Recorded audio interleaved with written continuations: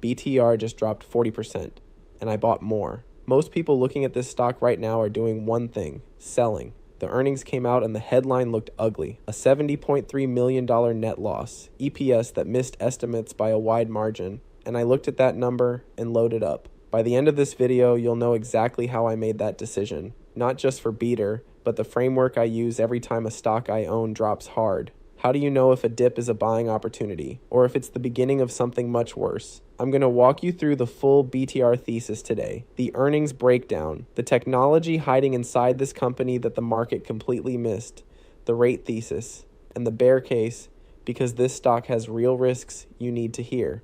But there's one number buried in this earnings report that almost no one is talking about. It's the exact reason I added shares instead of cutting losses. We'll get to it. Most people watching this have never heard of Better Home and Finance. That's actually part of the thesis. On the surface, BTR looks like a digital mortgage company. You go online, apply for a home loan, skip the bank branch. That framing is why most people who glance at it move on. But here's what it actually is. Think about Amazon for a second. Everyone thinks of Amazon as a store, but the most valuable thing Amazon ever built wasn't the store. It was the cloud infrastructure underneath it, AWS.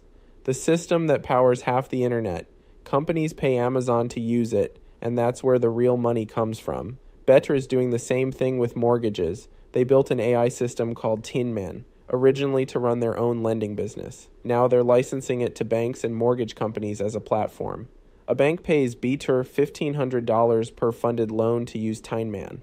The industry average cost to originate a single loan is over $10,000. That's a 6 times cost advantage. In the CEO's own words, this isn't just a cheaper mortgage lender. This is potentially the operating system for the entire mortgage industry. And that setup is exactly why the earnings report matters so much. Q1 2026 earnings, May 7th. The headline, a $70.3 million net loss. EPS of negative $3.01 against estimates of negative $1.74.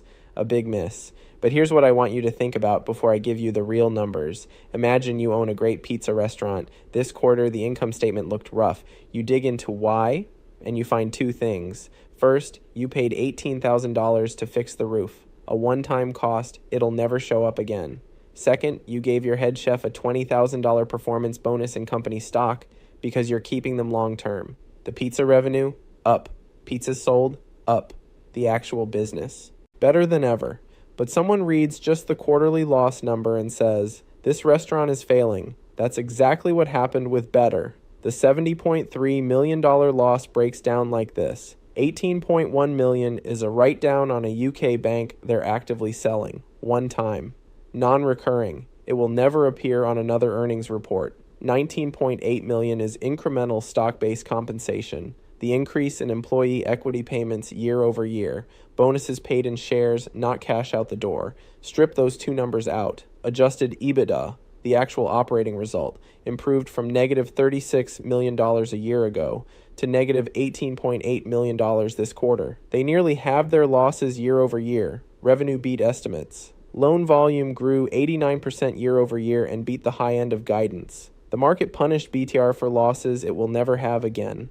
Now here's the part most analysts are completely missing. The traditional mortgage process takes 21 days. Underwriting a loan takes a week. Loan officers manually copy data between 7 or 8 different software systems. Those systems were built in different decades. They don't talk to each other. Tinman does the same underwriting in 47 seconds, not 21 days to a few hours. 47 seconds. And Tinman isn't just fast. It's trained on $110 billion in funded loans, 12 million customer calls, and 5 billion pages of documentation. A competitor can't just build this. That training data took years to collect. Here's the trajectory that tells the whole story. In 2024, Tinman processed 0% of BTR's loan volume. In all of 2025, it handled 36%. In Q1 of 2026, it's already at 50% of all funded volume, 0 to 50% in 18 months. That's what a business transformation actually looks like. One of their partners, a traditional mortgage company called NEO, went from a $1.5 billion annual run rate to $2.9 billion in 12 months after switching to Tinman. The software is working. The question is whether the business survives long enough for the market to notice. If this breakdown is useful to you, hit subscribe. I break down live trades like this every single week. Next video, a position where I'm actively collecting monthly income. Now, the rate thesis, because this is the macro setup that made the buying opportunity possible. Here's where my current loss on this position makes sense if you understand one number. Mortgage rates right now are around 6.5%. They were at 5.75% earlier this year. The conflict in the Middle East drove oil above $100 a barrel. That spiked inflation expectations. The Fed isn't cutting. No cuts are expected until late 2027. That's not a BETR problem. That's an industry-wide freeze. But here's the number I'm watching, 6.18%.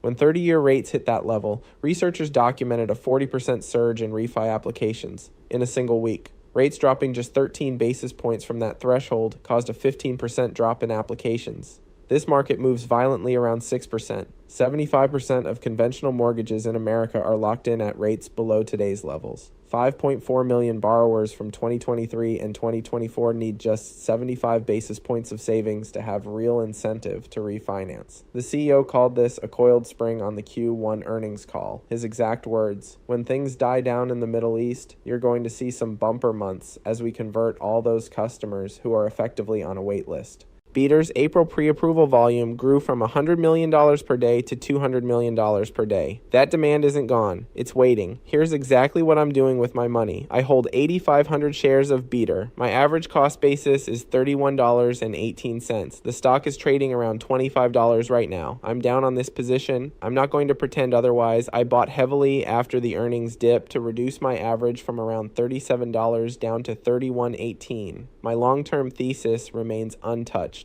Now, here's something that might surprise you. I have 8,500 shares sitting in my account. At current premiums, I could be selling covered calls and collecting income every single month. But I'm not selling a single covered call on this position right now. The reason? My conviction on the upside is high enough that I refuse to cap it. If BETR re-rates toward the $40 analyst consensus target or beyond as the Tinman model scales, I don't want to be forced to deliver shares at $28 because I sold a covered call at that strike. The day I start selling covered calls again on BETR is when 30-year rates settle toward or below 6%. At that point, the major catalyst will have mostly played out. Right now, I'm long, uncapped, and holding. Before you go anywhere near this stock, though, there's something I need you to hear. This is not a risk-free trade, not even close. BETR burned $125.2 million in operating cash in a single quarter. Stockholders' equity fell to $8.6 million, down from $37.2 million just 90 days earlier. They just completed a $69 million equity offering that diluted existing shareholders. They may need to do it again if rates stay elevated into 2027. Rocket companies originated $130 billion in mortgages last year. UWM originated $163 billion. BETR did $1.64 billion in one quarter, about $6 billion annualized. They're a rounding error in market share against those two giants, and both of them are building AI tools too. The CEO faces ongoing litigation. The company has disclosed material weaknesses in internal financial controls. Analysts don't project GAAP profitability before 2028. This is the honest bear case. I'm staying in because I believe the software transformation plays out before the cash runs out. But I could be wrong. Do your own research. This is what I'm doing with my money. So let's close the loop on the question I asked at the start. How do you tell the difference between a dip worth buying and one that signals a broken business? Here's the framework I used. When a stock drops, I ask one question. Did anything fundamental change about the business? Not the stock price, the business. BETR's Q1 earnings showed revenue beating estimates. Loan volume up 89% year over year and beating the high end of guidance. Tinman growing 404% year over year and now handling 50% of all funded volume, up from 0 in 2024. Adjusted EBITDA improving from negative $36 million to negative $18.8 million. Management targeting break-even by end of Q3 2026. Q2 revenue is projected to grow 15% sequentially, even with flat loan volume, because BETR is shifting toward home equity lines of credit that carry margins 2 to 3 times higher than traditional mortgages. The market sold BETR because it read the headline loss. I bought BETR because I read the footnotes. My long-term thesis on this stock remains untouched. This is the kind of stock I build around. One more step toward financial freedom. Before this video, you saw a 40% drop and didn't know if it was a buying opportunity or a warning sign. Now you have the exact framework I use. Check the fundamentals, not the headline number, which means the next time a stock you own drops hard, you can make that call with real confidence instead of panic. Now that you know how to use fundamentals to evaluate a dip, there's one thing I haven't answered yet. When do you actually start selling covered calls on a position like this? What's the specific signal? What strikes? What does the monthly income actually look like? I break down that exact strategy with real numbers in the video right here. Click it now.